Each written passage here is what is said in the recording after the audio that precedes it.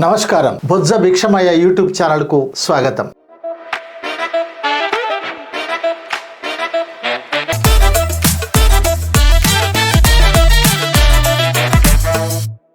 శ్రీనివాస్ గారు, ఎల్ఎన్టీ ఈ పని చేసినప్పటికీ కూడా అది తప్పుకున్నది. దీన్ని ఎలా అర్థం చేసుకోవాలి? అంటే పబ్లిక్ ప్రైవేట్ పార్ట్నర్షిప్ ఏదైతే ఉందో ఈ పార్ట్నర్షిప్ ఫెయిల్ అయింది అనుకోవచ్చా?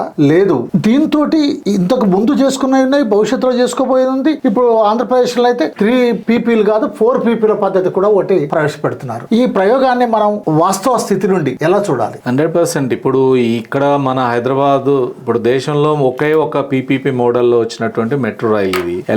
ఎల్ఎన్టీ కంటే ముందు మేటాస్ తో ఒప్పందం జరిగింది 2008లో. మేటాస్ కంపెనీ వాళ్ళు దివాలా కంపెనీ తీయడంతో అగ్రిమెంట్ క్యాన్సిల్ అయింది 2008లో. 2010లో వీళ్ళు ఒప్పందం చేసుకున్నారు. వీళ్ళ దృష్టి అంతా కూడా ఏంటంటే హైదరాబాద్ లో రియల్ ఎస్టేట్ భారీగా ఉంది కాబట్టి గవర్నమెంట్ నుంచి పెద్ద ఎత్తున ల్యాండ్స్ తీసుకొని దీని ద్వారా చేస్తాం. మేటాస్ వాళ్ళైతే మీరు మాకు డబ్బులు ఇవ్వద్దు, మీకే అదనంగా ఇస్తామని ఒప్పందం చేసుకున్నారు. వీళ్ళకంటే ఎక్కువ మీరు ఆ ల్యాండ్ ఇవ్వండి, దాని మీకే మేము తిరిగి డబ్బులు ఇస్తాం, మెట్రో నడుపుతాం, లాభాలు వస్తాయి, అదనంగా గవర్నమెంట్ కి ఇస్తామని ఒప్పందం. ఇప్పుడు వీళ్ళు అంటే ఇది వాళ్ళ అంచనాలు పోయినాయి. రియల్ ఎస్టేట్ మోడల్ దెబ్బతిన్నది. ప్రైవేట్ రంగంలో ఇప్పుడు ఈ మెట్రోలు ఆ లాభాల్లో నడుపుకొని ఆదాయాలు వెనకేసుకునే పరిస్థితి లేదు అని కూడా తేలిపోయింది. అందుకని పీపీపీ మోడల్ ఈ మెట్రో రైల్ రంగాల్లో ఫెయిల్ అయింది అనేది ఇలా స్పష్టంగా కనపడుతుంది. రెండోది, ప్రైవేట్ వాళ్ళ మోటివ్ అంతా ప్రాఫిటే. లాభం వచ్చినంత కాలం మేము నడుపుతాం, నష్టం వస్తే ప్రభుత్వానికి నెట్టేస్తాం అనే సింపుల్. ఇప్పుడు ఏంటంటే అంత ఏదో ప్రైవేట్ నడిపితే లాభాలు వస్తాయి, గవర్నమెంట్ అయితే నష్టాలు వస్తాయి. ప్రైవేట్ అయితే ఎఫిషియెంట్, గవర్నమెంట్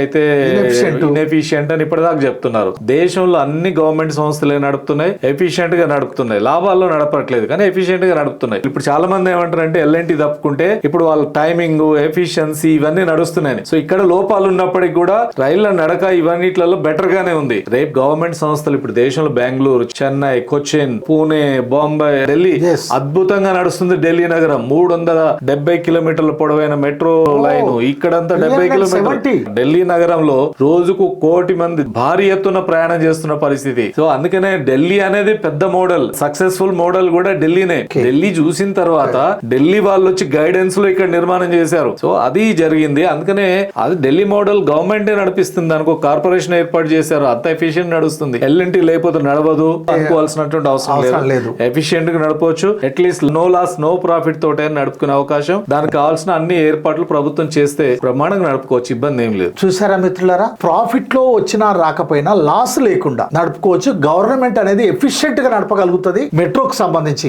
ఇతర ప్రభుత్వ రంగ పరిశ్రమలు ఎలాగో లాభాలు వస్తున్నాయి చాలా వరకు. ఇలాంటి విషయాలు శ్రీనివాస్ గారు చెప్పారు. మర్చిపోకండి సుమా, ప్రశ్నలు పంపించండి, అలాగే మీ కామెంట్స్ పెట్టండి. అదే విధంగా బొజ్జ భిక్షమయ్య యూట్యూబ్ ఛానల్ సబ్స్క్రైబ్ చేయడాన్ని మర్చిపోకండి. షేర్ చేయండి, లైక్ చేయండి, కామెంట్ చేయండి. Thank you.